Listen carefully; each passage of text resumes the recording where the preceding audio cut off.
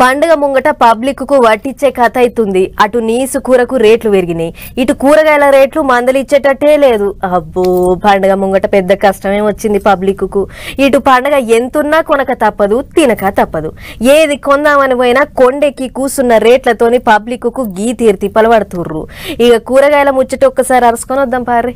అన్నేసి చూడు నన్నేసి చూడు అన్నట్టు ఎన్నున్న కూరల ఉల్లిగడ్డలేంది, రెండు టమాటా ముక్కలు కోసేయంది నాలుగెక్కి రుచి తగలదు.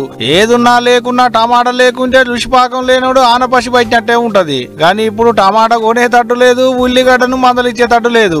పొయ్యి ముట్టియకుండానే కుత కుత ఉడుకుతున్నాయి కూరగాయలు. కాదుళ్ళు కూరగాయల రేట్లు ఆవు దేన్ని మందలియ్యబోయినా కిలో 100కు మీదనే. అందుట్లో ఇక టమాటీలు ఉల్లిగడ్డల ముచ్చట చెప్పతనం లేకుండా అయిందనుకో రాదురి. కిలో టమాటా సెంచరీ కొట్టింది. రీటైల్ దుకాణాలలోనైతే 110కి మీదనే. రండ్రి సంచి నిండా సరుకుందా, నన్ను కొనే దమ్ముందా అన్నట్టే సవాల్ చేస్తున్నాయి టమాటీలు మార్కెట్ కు పోయిన వాళ్లకు.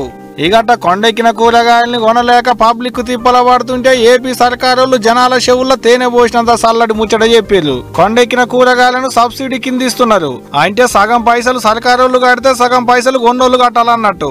గట్ల ఇప్పుడు విశాఖపట్నంలో ఉన్న అంగట్ల అగ్గోకే కూరగాయలు వస్తున్నాయని ఎలకేయటాలకు గీతీలుగా సంచులు పట్టుకుని లైన్లు కట్టారు.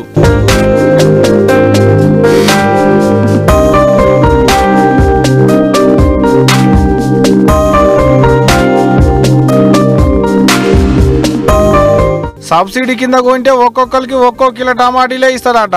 ఆధార్ కార్డు చూపెట్టుడు, 50 రూపాయలు చేతిలో పెట్టుడు, కిలో టమాటీలు సంచిలో పోసుకొని వచ్చుడు. ఇక్కడ ఒక కానే కాదు, అంతటినే ఉన్నది కూరగాయల రేటు. ఇగిట కూరగాయల రేట్లు ఒకటే పాలి పిలమయ్యేటాళ్లకు కొనలేక పబ్లిక్, అమ్మలేక బేరగాన్లు, కొనలేకపోతున్నామని జనాలు, కొనే దిక్కు లేరని వారి బేరగాళ్ళు. అబ్బో, పండగ ముంగట పెద్ద నెత్తి నొప్పే మోపైంది పోండ్రి. మరి చూడాల కొండెక్కిన టమాటీలు ఎప్పుడు కిందికి దిగుతాయో అనేటిదిగా.